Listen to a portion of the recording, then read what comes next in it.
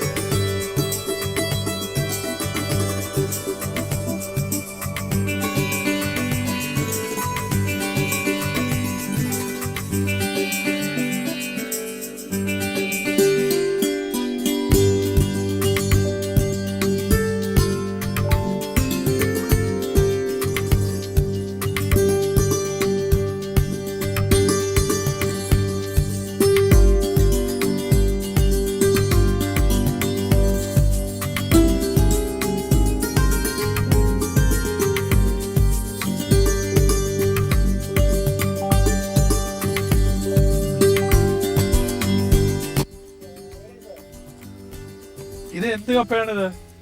ഇത് രാമൻ കപ്പ എന്ന് പറയും. ഇതൊരു പ്രത്യേകത എന്ന് വെച്ചിട്ടുണ്ടെങ്കിൽ ഇതിന്റെ ഒന്ന് കിഴങ്ങ് വാഴക്കുടപ്പന്റെ രൂപത്തിൽ അത് ഓവർ സൈസ് ആവില്ല. രണ്ടാമത് എക്സ്പോർട്ടിൻകാർ ഇതിന് വളരെ ഇഷ്ടപ്പെടുന്നത് എന്തുകൊണ്ടെന്ന് വെച്ചിട്ടുണ്ടെങ്കിൽ വെട്ടി കഴിഞ്ഞിട്ടുണ്ടെങ്കിൽ വേഗം ഈ നീളം പായില്ല, പിന്നെ ഉൽപാദനം കൂടുതലാണ്. നീളം പായില്ല, നീളം പായില്ല, അതായത് നീലയ്ക്ക എന്ന് പറയും, നീല നിറം വരില്ല. അപ്പൊ അതുകൊണ്ട് എക്സ്പോർട്ടുകാർ ഇതിന് ഇഷ്ടപ്പെടുന്ന ഒരു ഇനമാണ്. രാമൻ കപ്പ എന്നാണ് ഇവിടെ പറയുന്നത്. 8 മാസത്തിന്റെ വിളവെടുപ്പ് നമുക്ക് നടത്താൻ പറ്റും. ഇതിപ്പോ പയറും വെണ്ടയും കഴിഞ്ഞിട്ടാണ് ഇത്. അതായത് എന്റെ റിലേ കൃഷിയിൽ 1 മുതൽ 5 വിളകൾ വിളവെടുപ്പ് നടത്തിയതിന് ശേഷം സെയിം ബെഡി തന്നെ ഈ ഷീറ്റുകളുടെ മുകളിൽ വെറുതെ മരച്ചീനിയുടെ കമ്പ് മാത്രം കുത്തിയിട്ടുള്ളൂ. അപ്പോൾ ഇതിൽ വരുന്നതായ ലേബർ എന്ന് പറയുന്നത് മരച്ചീനിയുടെ കമ്പിന്, അതായത് വിത്തിന് പൈസ വേണ്ടി വരുന്നില്ല. ഒരു ലേബർ മാത്രം 1 ഏക്കർ സ്ഥലത്തേക്ക് കപ്പ നടാനായിട്ട് ഈ റിലേ കൃഷിയിൽ കൂടി വന്നാൽ 2000 രൂപ ചെലവുള്ളൂ. അത്രേ ഉള്ളൂ. ഇതിൽ ഇപ്പൊ എലിയുടെ ശല്യം വരില്ലേ? എലികൾക്ക് ഞാൻ കൃഷി ആരംഭിക്കുന്ന സമയത്ത് എലിയുടെ ശല്യം ഒരുപാടായിരുന്നു. അപ്പൊ 21 വർഷങ്ങൾക്ക് ജനങ്ങൾക്കും പട്ടിണി ഉണ്ടായിരുന്നു. പക്ഷെ ഇന്നൊരു ചെറിയ, അതായത് ഒരു നിത്യവരുമാനമില്ലാത്ത വീട്ടിൽ പോലും ഭക്ഷണം വേസ്റ്റ് വരുന്നത്, വേസ്റ്റ് നിർമ്മാർജ്ജനം ചെയ്യാൻ ബുദ്ധിമുട്ടാണ്. അപ്പൊ കണ്ട സ്ഥലത്തൊക്കെ വലിച്ചെറിയുന്നതുകൊണ്ട് എലികൾക്ക് നിഷ്പ്രയാസം ഭക്ഷണം കിട്ടുന്നു. അപ്പൊ എലി കൂടുതൽ ബുദ്ധിമുട്ടാൻ അവസരം വരുന്നില്ല. അപ്പൊ കിഴങ്ങ് തിന്നവര് അപൂർവമായിട്ട് ചില സമയങ്ങളിൽ കിഴങ്ങ് തിന്നുന്നത് ഒഴികെ അവർക്കുള്ള ഭക്ഷണം അല്ലാതെ തന്നെ കിട്ടിക്കൊണ്ടിരിക്കും. അല്ലാണ്ട് തന്നെ ഈ വേസ്റ്റ് കളയുന്നതിനൊക്കെ അത് തിന്നോണ്ടിരിക്കും. അപ്പൊ എനിക്കിപ്പോ ഭക്ഷണ ദാരിദ്ര്യം അവർക്ക് മനുഷ്യന്റെ ദാരിദ്ര്യം തീർന്നപ്പോൾ അവരുടെ ദാരിദ്ര്യം തീർന്നു. അപ്പൊ എലി ഇപ്പൊ വലിയ ശല്യമില്ല. എലിയെ പിടിക്കല് കൊല്ലലില്ല. അല്ല, ഇതിലേക്ക് അറ്റാക്ക് ചെയ്യണമെങ്കിൽ തീർച്ചയായിട്ടും അവരെ കൊല്ലും.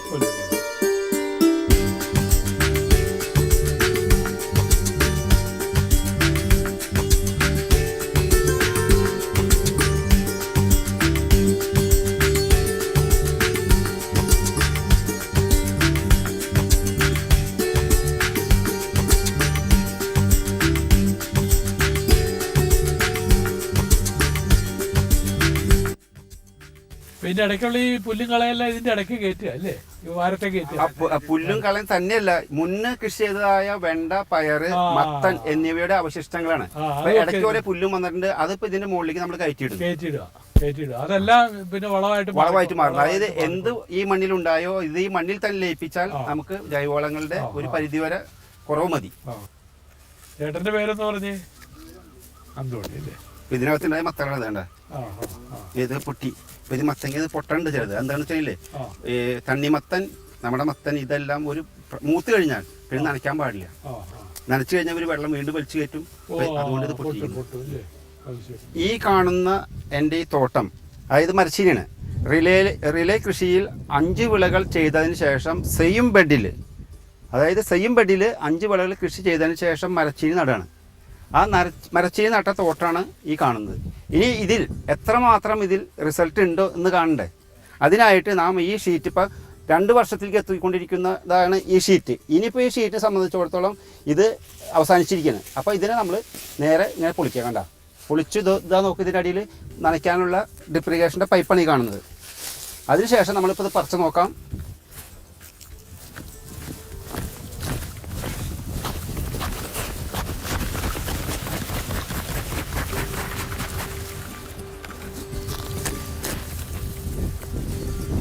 ഇതിപ്പോൾ എത്ര തൂക്കം നോക്കുകയാണെങ്കിൽ 4.5 കിലോത്തിന് മേലെ ഉണ്ടാവും. അപ്പോൾ ആവറേജ് ഈ തോട്ടം പറയുന്ന 4 ഒന്നും വേണ്ട, നമ്മളൊരു 2.5 കിലോ കൂട്ടിയാൽ മതി. 2.5 കിലോ ആവറേജ് കിട്ടുകയാണെങ്കിലും ഇതിന് ചിലവായിരിക്കുന്ന പൈസ എന്ന് പറയുന്നത് കമ്പ് മുറിച്ച് നട്ടതായ ഒരു ലേബർ അതുമാത്രമാണ്. പിന്നെ ഒരു അല്പം കപ്പലിൻ്റെ പിണ്ണാക്കും ചാണകവും ഗോമൂത്രവും കൂടി പുളിപ്പിച്ച് ട്രിപ്പ് കൂടെ വിട്ടിട്ടുണ്ട്. അപ്പോൾ ഇതിന്ന് കിട്ടുന്നതായ ആദായം ഞങ്ങൾക്ക് ഫ്രീ ആണ്. ഓപ്പൺ പ്രിസിഷൻ ഫാമിങ്ങിന് പുറമെ പോളി ഹൗസ് കൾട്ടിവേഷനും ഞങ്ങൾ ചെയ്യുന്നുണ്ട്. ഇപ്പോൾ ഇതിൽ നട്ടിരിക്കുന്നത്, ഇപ്പോൾ ഈ കാണുന്ന ചെടികൾ 15 ദിവസമായ കുക്കുംബറിൻ്റെ തൈകളാണ് ഈ കാണുന്നത്. ഇനി ഒരു 30-32 ദിവസം കൂടി കഴിഞ്ഞാൽ ഇതിൽ നിന്ന് വിളവെടുപ്പ് ആരംഭിക്കാം. ജോസഫ് പള്ളൻ്റെ ഏകദേശം 40 ഏക്കറോളമുള്ള കൃഷിത്തോട്ടത്തിൽ പൂർണ്ണമായിട്ടും നൂതന സാങ്കേതികവിദ്യ ഉപയോഗിച്ച് കൃത്യതാ കൃഷിയാണ് അദ്ദേഹം ചെയ്തു വരുന്നത്. അതിൽ തന്നെ 10 ഏക്കറോളം സ്ഥലത്ത് റിലേ കൃഷി രീതിയാണ് അദ്ദേഹം ചെയ്യുന്നത്. റിലേ കൃഷിയിൽ സാധാരണ കർഷകർ ചെയ്യുന്നതിനേക്കാൾ വിഭിന്നമായി എല്ലാ സമയത്തും കർഷകന് ഒരു വരുമാനം കിട്ടാവുന്ന രീതിയിലുള്ള ഒരു കലണ്ടറാണ് അദ്ദേഹം ഉരുത്തിരിച്ചെടുത്തിട്ടുള്ളത്. കേരള സർക്കാരിൻ്റെ 2012-13 വർഷത്തിലെ ഹരിത മിത്ര അവാർഡ്, ഏറ്റവും നല്ല പച്ചക്കറി കർഷകനുള്ള അവാർഡ് ജേതാവ് കൂടിയായ ശ്രീ ജോസഫ് ഏട്ടന് ഈ ഒരു ഗ്രാമത്തിലെ മാത്രമല്ല മൊത്തം സംസ്ഥാനത്തിലെ എല്ലാ കർഷകർക്കും ഒരു മാതൃകയാണ്. അദ്ദേഹത്തിന് എല്ലാവിധ ആശംസകളും നേരുന്നു.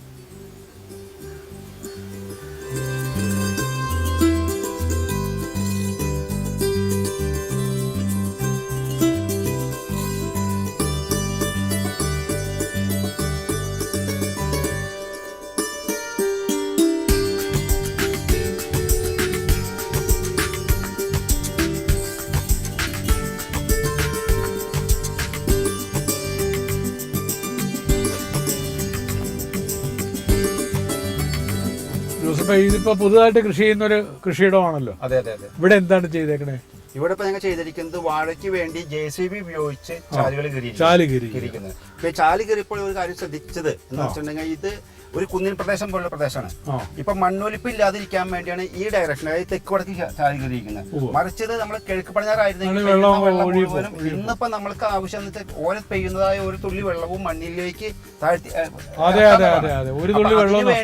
ഈ വർഷക്കാലത്ത് ആരംഭിക്കുന്നതിന് മുമ്പ് എത്രയോ മഴ പെയ്ത് കഴിഞ്ഞാൽ ആ വെള്ളമെല്ലാം ഈ തോടുകളിൽ നിറയുകയും ഒപ്പം ഈ ജലസംഭരണികൾ നിറയുകയും ചെയ്യും. അപ്പൊ ഇതിലിപ്പോൾ ഞങ്ങൾ വാഴ നട്ടിരിക്കുകയാണ്. വാഴ നട്ടു ഇപ്പൊ ഇതിലിപ്പോ ഏത്തവാഴയാണോ? ഏത്തവാഴയാണ്. ഇപ്പൊ ഇതിലേക്ക് വെള്ളം വിട്ടിരിക്കുക. ഇതിനകത്ത് ഈ വെള്ളം എവിടെയെല്ലാം വീണ് നനയുന്നു അവിടെയെല്ലാം ഇന്ന് ഒരു 8 മണിക്കൂറിനുള്ളിൽ ഞങ്ങൾ വെള്ളരി കൃഷി ചെയ്യും. ഓ അത് ശരി. മഴക്കാലം ആരംഭിക്കാൻ ഇനിയും 2.5 മാസമുണ്ട്. ഈ 2.5 മാസത്തിനുള്ളിൽ ഈ വെള്ളരിയുടെ വിളവെടുപ്പ് ഞങ്ങൾക്ക് എടുക്കാൻ പറ്റും. അപ്പൊ ഈ വെള്ളരിക്ക് വേണ്ടി ഞങ്ങൾക്ക് ഒരു സ്പെഷ്യൽ ചെലവ് വരുന്നില്ല. വാഴയ്ക്കുള്ള നില ഒരുക്കലിലും നനയിലും ഒരു വെള്ളരി കൂടി ആവും. ഈ ഡ്രിപ്പിന്റെ കുഴലുണ്ടല്ലോ, ഉവ്വ. ഇത് എത്ര മില്ലിമീറ്ററിന്റെ കുഴലുകളാണ്? ഇത് 16 mm ലാറ്ററലാണ് ഈ പൈപ്പുകൾ. ഇതിന്റെ എല്ലാ 40 സെന്റിമീറ്ററിൽ ഇതാ കണ്ട വെള്ളം വീഴുന്ന കണ്ട. ഇത് എല്ലാ 40 സെന്റിമീറ്ററിലും ഹോളുകളാണ്. ഇൻലൈൻ അല്ലല്ല, ഇത് ഇൻലൈൻ റിപ്പർ എന്ന് പറയുന്നതിന് ഇത് കമ്പനി അടിച്ചു വരുന്നതാണ്.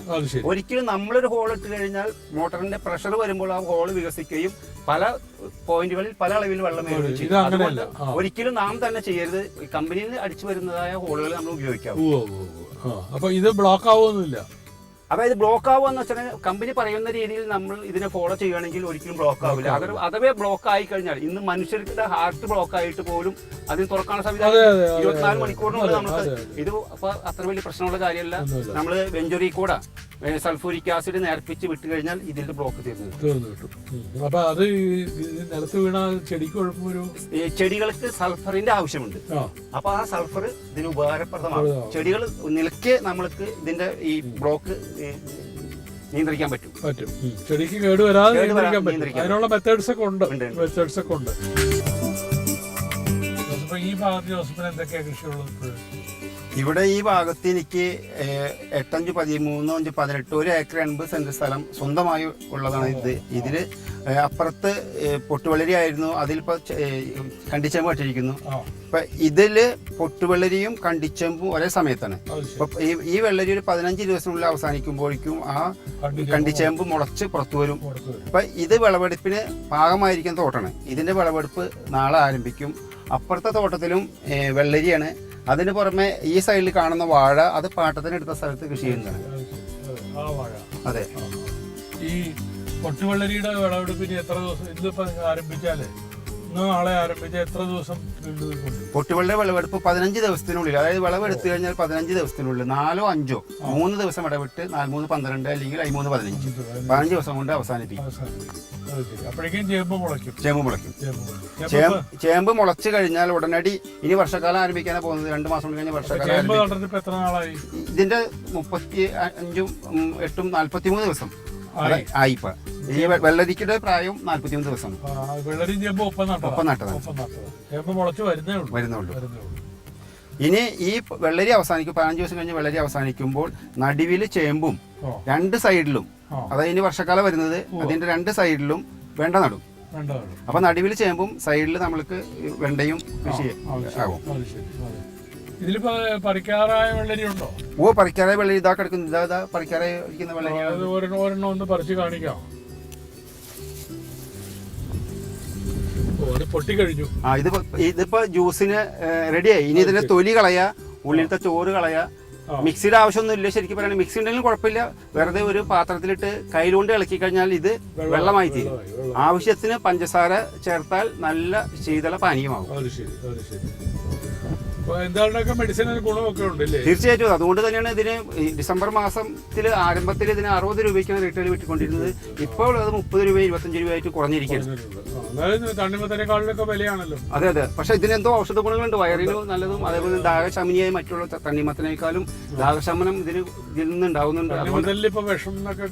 ഇതിപ്പോ നമ്മുടെ നാട്ടിലുണ്ടാവുന്ന സാധനവും ഇതിന്റെ അധികം തന്നെ രാസവളം ഉപയോഗിച്ച് കഴിഞ്ഞാൽ പൊട്ടിച്ചെതറി പോകും. അപ്പൊ നമുക്ക് ഉപയോഗിക്കാൻ പറ്റില്ല. അപ്പൊ ജനങ്ങളുടെ ഉള്ളിൽ തന്നെ ഒരു വിശ്വാസം ഉണ്ട് രാസവളം ഉപയോഗിക്കാൻ പറ്റില്ല എന്നുള്ളത്. പറ്റൂല. രാസവളം ഉപയോഗിച്ച് കഴിഞ്ഞാൽ പൊട്ടിച്ചെതറി പോകും. നമുക്ക് ഉപയോഗിക്കാൻ പറ്റില്ല. ഇവിടെയും പൊട്ടുവെള്ളരി തന്നെ ഇല്ലേ?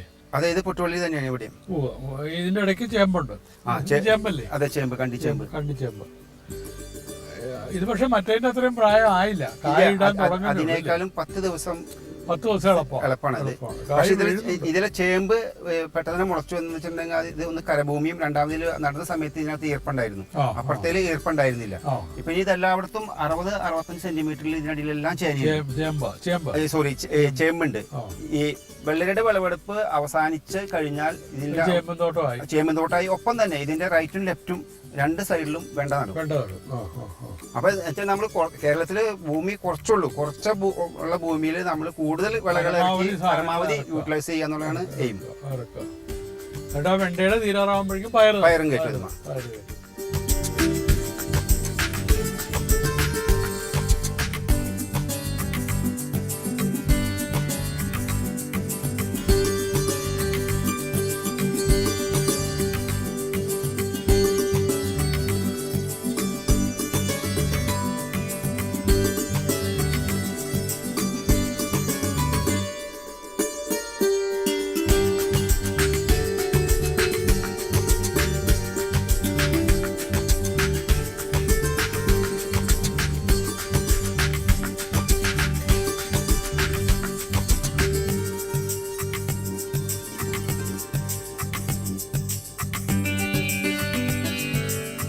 ഇവിടെ എത്ര വാഴയുണ്ട് ഇവിടെ? ഇവിടെ 600 ഗ്രാൻഡ് നയനും ആ പിന്നെ ആട്ട് നേന്ത്രൻ എന്ന് പറഞ്ഞ നേന്ത്രനായിരുന്നു. നേന്ത്രൻ ഏതാണ്ടും വെട്ടി കഴിഞ്ഞു. ഇനിയിപ്പോ ഈ ഗ്രാൻഡ് നയനുള്ളൂ. ആ ഇതൊക്കെ ഗ്രാൻഡ് നയനാ, അതായത് റോബസ്റ്റ വർഗം. റോബസ്റ്റ വർഗമാണ് ഇല്ലേ? പൊക്കം കുറഞ്ഞ ഇനങ്ങളാണ്. അതെ അതെ. ഗ്രാൻഡ് നയൻ തന്നെ പൊക്കം ഉള്ളതുകൊണ്ട്. അതെ പക്ഷെ ഇത് പൊക്കം കുറഞ്ഞതായതുകൊണ്ട് നമുക്ക് ഊന്നിടേണ്ടതായ ഒരു ആവശ്യമില്ല. ഒടിയില്ല. പെട്ടത് ഒടിഞ്ഞു പോകുന്ന ഒരു വലിയ പ്രശ്നമാണ്. ഇതിപ്പോ വെള്ളരി പറിച്ചു മാറ്റിയ. അതെ, വെള്ളരി പറിച്ചു മാറ്റിയ തോട്ടമാണ്. ഇപ്പൊ കഴിഞ്ഞ തോട്ടങ്ങളിൽ നമ്മൾ വെള്ളരി നട്ടപ്പോൾ അതിനൊപ്പം തന്നെ ചേമ്പ് നട്ടിരുന്നു. പക്ഷെ അന്ന് എനിക്ക് വേണ്ടത്ര വിത്ത് കിട്ടിയില്ല, ചേമ്പില്ല. അപ്പൊ ഇതിൽ വെള്ളരി അവസാനിച്ചപ്പോൾ ഇപ്പൊ ഇതിലത്തെ ഷീറ്റ് മാറ്റി പൈപ്പുകളെ സൈഡിലേക്ക് ആക്കി ഇപ്പൊ 60 സെന്റിമീറ്റർ അകലത്തിൽ ആ കുഴിയെടുത്തിരിക്കുക. അതിനകത്ത് ഇനി ഒരു ചേമ്പിട്ട് മണ്ണിട്ട് മൂടിയതിനു ശേഷം ഈ ഷീറ്റ് തന്നെ ഇതിന് മുകളിലിട്ട് അല്പം മണ്ണ് വെക്കുന്നു. മണ്ണ് വെച്ച് കഴിഞ്ഞാൽ ഉടനടി ഈ ഭാരത്തിന്റെ 2 സൈഡിലും വെണ്ട കുത്തി കൊടുക്കുന്നു. അപ്പൊ ചേമ്പ് മുളച്ചു വരുമ്പോഴേക്കും ഈ വെണ്ട മുകളിലോട്ട് വന്ന് അതിന് വളവ് ഉണ്ടാവാൻ തുടങ്ങും. അത് കഴിഞ്ഞ് വെണ്ട അവസാനിക്കാറാകുമ്പോഴേക്കും ആ വെണ്ടയുടെ ഡ്രിപ്പിന്റെ ട്യൂബ് നടുക്കൂടിയല്ലേ? ആ ഡ്രിപ്പിന്റെ ട്യൂബ് ഈ കാണുന്ന ഈ രീതിയിൽ നടുവിൽ കൂടിയാ. അപ്പൊ ആ സൈഡിൽ നിൽക്കുന്ന വെണ്ടയ്ക്ക് ഈർപ്പം കിട്ടുമോ? ഇതിൽ നിന്ന് എല്ലാ 40 സെന്റിമീറ്ററിൽ നിന്നും വീഴുന്നതായ വെള്ളം നേരെ താഴോട്ട് പോയി മണ്ണിൽ സ്പ്രെഡ് ആവണം. അപ്പൊ ചെടികളുടെ വേരുകൾ വെള്ളം തേടി പോയി പിടിച്ചോളും. അത് നമ്മൾ അറിയേണ്ട. ഇവിടെ നിന്ന് അവര് സ്വന്തം ഡ്യൂട്ടി ആവശ്യമായ ഭക്ഷണം അവര് ചെയ്തോളും, തിന്നോളും, അത് കിട്ടിക്കോളും.